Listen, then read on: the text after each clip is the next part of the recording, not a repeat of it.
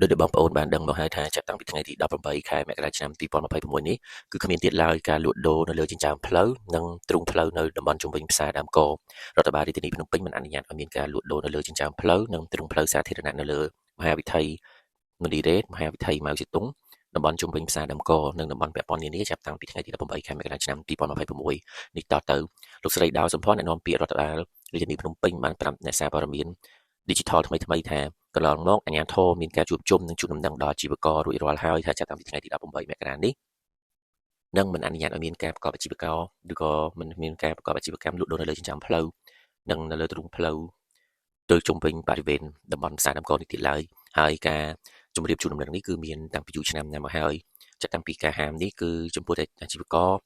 ដែលលក់ដូររំលោភចំណីផ្លូវនិងសាធារណៈនៅជុំវិញផ្សារដើមកតែប៉ុណ្ណោះសម្រាប់បងប្អូនអាជីវករឬក៏បងប្អូនដែលលក់ដូរនៅតាមផ្ទះដែលមិនមែនជាកន្លែងហាមឃាត់គាត់នៅតែលក់ដូរបានធម្មតាពីព្រោះអីគាត់មិនមានធ្វើឲ្យមានផលប៉ះពាល់និងរំខានទៅដល់ការធ្វើដំណើររបស់បងប្អូនប្រជាពលរដ្ឋយើងលុះដល់ថ្ងៃទី17ពេលយប់ក៏បងប្អូនប្រជាពលរដ្ឋផ្សារដើមកចាប់ផ្ដើមមិនសុខចិត្តចាប់ផ្ដើមនាំគ្នាបិទផ្លូវដើម្បីធ្វើការតវ៉ាពីរដ្ឋាភិបាលដែលចេញគោលការណ៍នេះឡើងពីព្រោះអីគឺគាត់បានលើកឡើងថាផ្សារដើមកថ្មីគឺមានចម្ងាយឆ្ងាយហើយស្ងាត់ពួកគាត់លក់ដូរមិនដាច់អញ្ចឹងពួកគាត់សុំនៅប្រកបអាជីវកម្មនៅតាមកន្លែងដែលគាត់ធ្លាប់ដែលលក់ដូរពីមុនមកគឺរំលោភទៅលើដងផ្លូវសាធារណៈហើយនឹងនៅយកទ្រូងផ្លូវធ្វើជាកន្លែងអាជីវកម្មរបស់ពួកគាត់អញ្ចឹងណាមិញរដ្ឋាភិបាលក៏ដូចជាអាជ្ញាធរជាប់ពាក់ព័ន្ធគឺពួកគាត់មិនបានលើកលែងនិងទុកឱកាសឲ្យក្រុមអាជីវករនៅផ្សារដើមក៏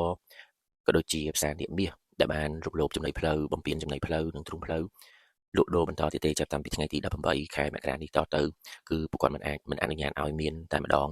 ដោយពួកគាត់សម្ដែងថាពួកគាត់បានសាងសង់ផ្សារដើមកថ្មីដែលនៅម្ដុំ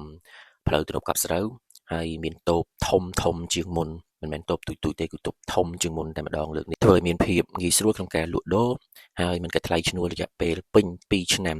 មិនគិតថ្លៃទឹកភ្លើងនៃការប្រើប្រាស់ឥតដែនកំណត់រយៈពេល6ខែសម្រាប់ផ្សារដើមកថ្មីក៏ប៉ុន្តែក្រុមអាជីវករនៅតែមិនព្រមដោយសារតែពួកគាត់លើកឡើងថាវាឆ្ងាយវាអត់មានមនុស្សក្នុងការទៅទិញនៅទីនោះស្ងាត់ហើយពួកគាត់ខ្លាចចោលប្លន់គាត់និយាយអញ្ចឹងនៅក្នុងការប្តឹងតវ៉ារបស់ពួកគាត់នៅពេលដែលពួកគាត់បានបិទផ្លូវជាក់ស្ដែងនៅពេលនេះគឺមានអាជីវករមួយចំនួនធំគឺពួកគាត់នៅតែបន្តការតវ៉ាប្តឹងតវ៉ាទៅដល់គាត់ក្រែងរំលាយមិនសុខចិត្តក្នុងការចំណាត់ការរបស់រដ្ឋាភិបាលលើកនេះខ្ញុំក្នុងនាមជាប្រជាពលរដ្ឋមួយរូបខ្ញុំសូមគ្រប់គ្រងទៅដល់រដ្ឋាភិបាលលើកនេះដោយសារតែចំណាត់ការមួយនេះគឺត្រឹមត្រូវពីព្រោះអីពួកគាត់រំលោភបំពានចំណីផ្លូវបើសិនជាយើងជិះយប់ឡើងវិញគឺគាត់បិទផ្លូវចិត្តតែម្ដងផ្លូវម្ដុំផ្សារដើមកហ្នឹងគឺបិទអត់ឲ្យយើងជិះកាត់ទេហើយក៏មានអាជីវករមួយបានលើកឡើងគាត់ថាបើសិនជាផ្លូវនឹងបិទឲ្យយើងជិះផ្លូវវាងការលើកឡើងរបស់គាត់គឺខុសទាំងស្រុងតែម្ដងដោយសារតែក្នុងនាមខ្ញុំជាប្រជាពលរដ្ឋមួយរូបខ្ញុំធ្វើការបង់ពន្ធផ្លូវបង់ពន្ធផ្ទះបង់ពន្ធអ្វីគឺជូនរដ្ឋដូច្នេះហើយខ្ញុំមានសិទ្ធិក្នុងការប្រើប្រាស់ផ្លូវសាធារណៈរបស់ខ្ញុំដែលជាចំណែកមួយនៃការចូលរួមរបស់ខ្ញុំផងដែរក្នុងការអភិវឌ្ឍផ្លូវថ្នល់អញ្ចឹងបើសិនជាគាត់យកផ្លូវថ្នល់របស់រដ្ឋយកទៅប្រកបអាជីវកម្មដើម្បីតែប្រយោជន៍របស់គាត់ទុកចិត្តឲ្យខ្ញុំដែលជាប្រជាពលរដ្ឋមួយរូបផងដែរលំបាកក្នុងការជិះវៀងទៅផ្លូវផ្សេងគឺមិនត្រឹមត្រូវទេអានេះគេហៅថាអាត្មានិយមដើម្បីតែប្រយោជន៍ខ្លួនឯងសុខចិត្តឲ្យអ្នកដទៃលំបាកអញ្ចឹងចំណាត់ការរបស់រដ្ឋាភិបាលមួយនេះគឺខ្ញុំគ្រប់គ្រងយ៉ាងពេញទំហឹងនិង100%សង្ឃឹមថាផ្សារដើមកនឹងលែងមានអាជីវករលក់ដូរខុសច្បាប់នៅលើផ្លូវសាធារណៈចិញ្ចើមផ្លូវក៏ដូចជានៅលើទ្រូងផ្លូវ